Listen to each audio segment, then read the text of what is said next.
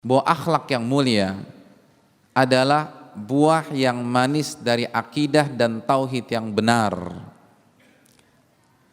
Jadi akhlak yang mulia adalah cermin bahwa akidah yang kita pelajari selama ini benar-benar menancap di dalam hati. Oleh karena itu banyak sekali hadis yang menggabungkan antara akidah dan akhlak.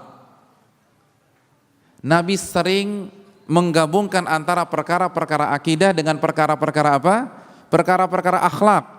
Di antaranya hadis Bukhari Muslim dengan lafaz Imam Muslim, Nabi mengatakan, "Man kana yu'minu billahi wal yaumil akhir falyaqul khairan aw liyasmut." Barang siapa yang beriman kepada Allah dan hari akhir, hendaklah ia berkata yang baik atau dia diam. Jadi secara tersirat Nabi ingin menjelaskan kepada kita, kalau benar Anda beriman kepada Allah, Anda beriman bahwa Allah itu As-Sami, Allah Maha mendengar setiap huruf yang kita katakan. Anda benar-benar yakin bahwa Allah memiliki malaikat yang Allah firmankan dalam surat Qaf, ma yalfidhu min qaulin illa ladaihi raqibun atid. Tidak ada satupun huruf yang keluar kecuali dicatat oleh Raqib dan Atid.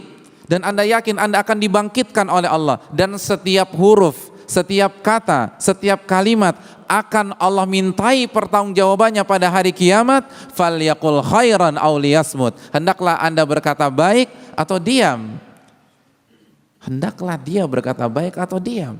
Jadi kalau benar-benar akidah itu masuk ke dalam hati, bukan hanya retorika, bukan hanya ceramah, bukan hanya goresan pena, bukan hanya tutup buku. Memang yang dibuka sih Adabul Mufrad, yang dibuka Riyadhus Shalihin, tapi masih gibah, masih menggunjing orang, masih mencaci orang, masih suudzon dengan orang dan dia ungkapkan dengan lisannya, maka iman Anda lemah walaupun penampilan Anda sudah islami, walaupun penampilan Anda sudah sunnah. Ini yang dikatakan Nabi, setiap kata dan kalimat yang kita ucapkan, yang kita pertaruhkan adalah akidah kita kepada Allah dan hari kiamat. Jadi hati-hati berbicara, karena setiap kalimat itu adalah cermin seberapa dalam iman Anda kepada Allah, iman Anda kepada nama-nama dan sifat-sifat Allah, dan iman Anda kepada hari kiamat. Man kana yu'minu billahi wal yaumil akhir falyaqul khairan aw liyasmut. Barang siapa yang berkata baik, barang siapa yang beriman kepada Allah dan hari akhir, hendaklah ia berkata baik atau diam. Makanya prinsip yang diajarkan oleh Allah kepada kita, apalagi yang ibadahnya sudah benar.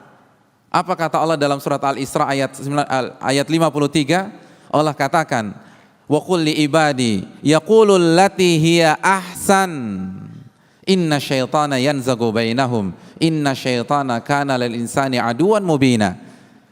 Dan katakanlah kepada hamba-hambaku, ibadi,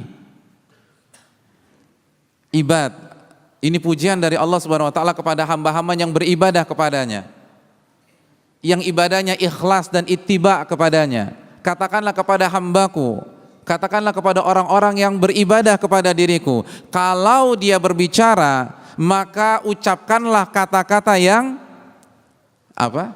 Ahsan. Apa arti ahsan? Bukan lebih baik. Ahsan itu terbaik. Jadi kalau kita ada dua pilihan, maka pilihlah yang paling baik. Contoh, bapak-bapak dan ibu-ibu sekalian melewati orang yang sedang duduk-duduk. Kita punya waktu 10 detik untuk menyapanya. Pilihan yang pertama, kita ucapkan Assalamualaikum warahmatullahi wabarakatuh, lalu kita kembali melanjutkan perjalanan kita.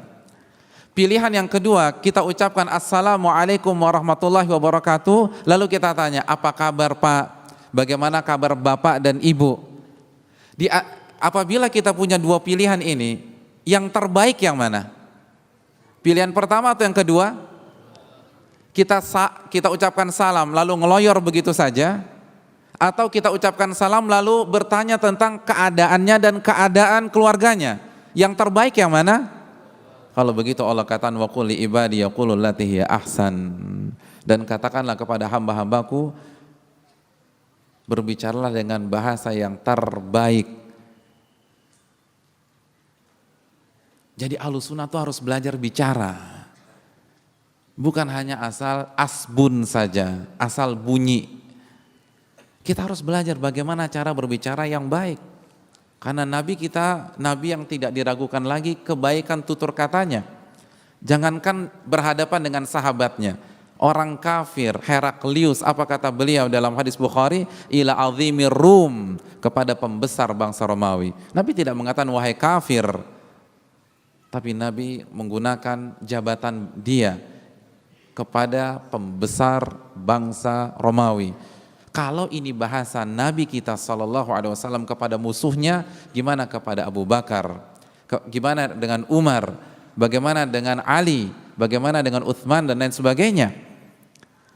Jadi Ahlussunnah wal Jamaah yang akidahnya sudah benar, yang sudah khatam akidah wasitiyah, yang sudah hafal qawaidul muthla, yang sudah khatam nama-nama dan sifat-sifat Allah, maka dia harus dikenal dengan orang yang memiliki bahasa yang baik, bahkan yang terbaik.